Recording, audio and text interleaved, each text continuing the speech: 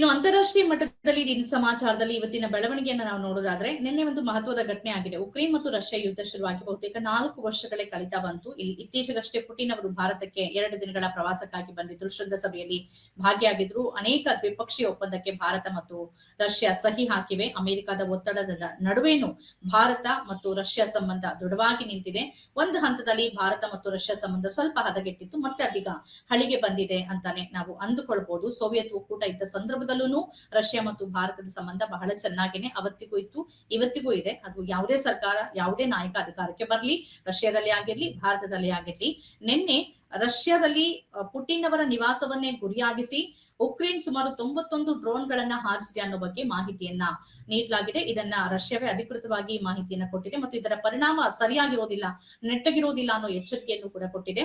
ಮತ್ತು ರಷ್ಯಾ ಅಲ್ಲಿನ ಭದ್ರತಾ ಸಚಿವರು ಹೇಳಿರೋ ಪ್ರಕಾರ, ರಕ್ಷಣಾ ಸಚಿವರು ಹೇಳಿಕೆ ಕೊಟ್ಟಿರೋ ಪ್ರಕಾರವಾಗಿ ಎಲ್ಲ 91 ಡ್ರೋನ್ ಗಳನ್ನ ಅಂದ್ರೆ ಅದು ಉಕ್ರೇನ್ ಪ್ರಧಾನಿ ರಷ್ಯಾ ಅಧ್ಯಕ್ಷರ ನಿವಾಸವನ್ನ ಗುರಿಯಾಗಿಸಿ ಹೊರಡಿಸಿದ್ದಂತ ಎಲ್ಲ ಕ್ಷಿಪಣಿಗಳನ್ನ ಹೊಡೆದುರುಳಿಸಲಾಗಿದೆ ಅಂತ ರಷ್ಯಾದ ರಕ್ಷಣಾ ಸಚಿವರು ಹೇಳಿಕೆಯನ್ನ ಕೊಟ್ಟಿದ್ದಾರೆ. ಇಬ್ರು ಕೂಡ ದ್ವಿಪಕ್ಷೀಯ ಮಾತುಕತೆಯನ್ನ ನಡೆಸ್ಕೊಳ್ಬೇಕು ಮತ್ತು ಒಂದು ಒಪ್ಪಂದಕ್ಕೆ ಬರಬೇಕು ಅನ್ನೋದು ಅಂತಾರಾಷ್ಟ್ರೀಯ ಮಟ್ಟದಲ್ಲಿ ಒತ್ತಾಯ ಆಗಿದೆ. ಅಂತಾರಾಷ್ಟ್ರೀಯ ಸಮುದಾಯ, ವಿಶ್ವಸಂಸ್ಥೆ, ಅಮೆರಿಕ, ಬೇರೆ ಬೇರೆ ರಾಷ್ಟ್ರಗಳು ಇದನ್ನೇ ಒತ್ತಾಯಿಸ್ತಿದ್ದಾರೆ. ಉಕ್ರೇನ್ ಅಧ್ಯಕ್ಷ ಝೆಲೆನ್ಸ್ಕಿ ಅವರು ಅಮೆರಿಕಕ್ಕೆ ಭೇಟಿ ನೀಡಿದ ಸಂದರ್ಭದಲ್ಲಿ ನೇರವಾಗಿನೇ ಎಲ್ಲ ಪತ್ರಕರ್ತರ ಎದುರಿಗೇನೆ ಝೆಲೆನ್ಸ್ಕಿ ಹಾಗೇನೆ ಟ್ರಂಪ್ ಅವರ ನಡುವೆ ಮಾತಿನ ಸಮರ ಕೂಡ ನಡೆದಿತ್ತು. ಮಧ್ಯದಲ್ಲಿ ಎದ್ದು ಹೋಗಿದ್ರು ಝೆಲೆನ್ಸ್ಕಿ. ಇದೆಲ್ಲವೂ ಆಗಿದ್ದು ನೀವು ಒಪ್ಕೊಳ್ಳೇಬೇಕು ಅನ್ನೋ ಒತ್ತಡವನ್ನ ಹಾಕಿದ್ರು ಝೆಲೆನ್ಸ್ಕಿಯ ಮೇಲೆ ಟ್ರಂಪ್ ಅವರು. ಇವತ್ತು ಆಗಿರೋ ಘಟನೆಗೆ ಸಂಬಂಧಪಟ್ಟಂತೆ ಭಾರತದ ಪ್ರಧಾನಿ ನರೇಂದ್ರ ಮೋದಿ ಅವರು ತೀವ್ರ ಕಳವಳವನ್ನ ವ್ಯಕ್ತಪಡಿಸಿದ್ದಾರೆ. ರಷ್ಯಾ ಅಧ್ಯಕ್ಷರ ನಿವಾಸವನ್ನ ಗುರಿಯಾಗಿಸಿ ಉಕ್ರೇನ್ ನಡೆಸಿರುವ ದಾಳಿ ಅತ್ಯಂತ ಕಳವಳಕಾರಿಯಾಗಿದೆ. ಶಾಂತಿ ಮತ್ತು ಸುವ್ಯವಸ್ಥೆಯನ್ನ ಕಾಪಾಡುವ ನಿಟ್ಟಿನಲ್ಲಿ, ಜಗತ್ತಿನಲ್ಲಿ ಶಾಂತಿ ನೆಲೆಸುವಂತೆ ಮಾಡುವ ನಿಟ್ಟಿನಲ್ಲಿ ಎರಡೂ ದೇಶಗಳು ಮಾತುಕತೆಗೆ ಸಿದ್ಧವಾಗಬೇಕು, ಮಾತುಕತೆಯನ್ನ ನಡೆಸಬೇಕು ಅನ್ನೋ ಒತ್ತಾಯವನ್ನು ಕೂಡ ಭಾರತದ ಪ್ರಧಾನಿ ನರೇಂದ್ರ ಮೋದಿ ಅವರು ಮಾಡಿದ್ದಾರೆ.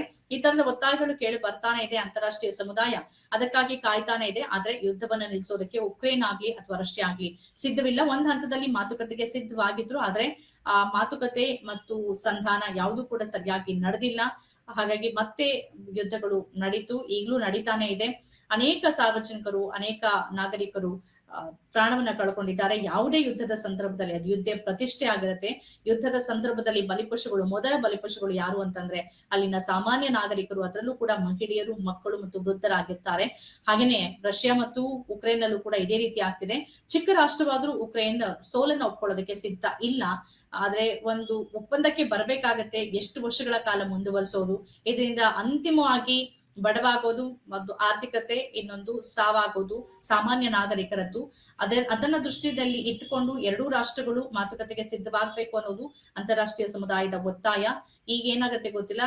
ಈಗ ವ್ಲಾಡಿಮಿರ್ ಪುಟಿನ್ ರಷ್ಯಾ ಅಧ್ಯಕ್ಷರ ನಿವಾಸವನ್ನೇ ಗುರಿಯಾಗಿಸಿ ಉಕ್ರೇನ್ ದಾಳಿ ನಡೆಸಿರೋದ್ರಿಂದ ಸಿಟ್ಟಿಗೆದ್ದಿರುವ ರಷ್ಯಾ ಇನ್ನು ಯಾವ ರೀತಿಯ ಕ್ರಮಗಳನ್ನ ತೆಗೆದುಕೊಳ್ಳುತ್ತೆ ಅಥವಾ ಯಾವ ರೀತಿ ಪ್ರತಿ ದಾಳಿಯನ್ನ ನಡೆಸುತ್ತೆ ಅನ್ನೋದು ಗೊತ್ತಿಲ್ಲ. ಆದ್ರೆ ಆ ತರದ ಆಗ್ಬಾರ್ದು ಅನ್ನೋದು ಅಂತಾರಾಷ್ಟ್ರೀಯ ಸಮುದಾಯದ ಒತ್ತಾಯ ಆಗಿದೆ.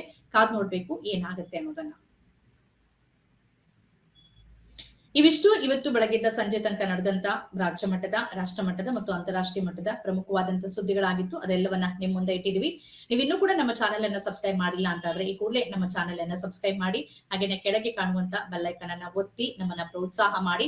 ಹೊಸ ವರ್ಷದ ಸಂಭ್ರಮದಲ್ಲಿರುವ ನಿಮ್ಗೆ ನಾವು ಹೊಸ ಕಾರ್ಯಕ್ರಮಗಳನ್ನ ಕೊಡ್ತೀವಿ. ನಮ್ಮನ್ನ ಪ್ರೋತ್ಸಾಹ ಮಾಡಿ, ನಮ್ಮ ಕಾರ್ಯಕ್ರಮಗಳನ್ನ ಲೈಕ್ ಮಾಡಿ ಮತ್ತು ಶೇರ್ ಮಾಡಿ, ಸಬ್ಸ್ಕ್ರೈಬ್ ಮಾಡಿ. ನಮಸ್ಕಾರ.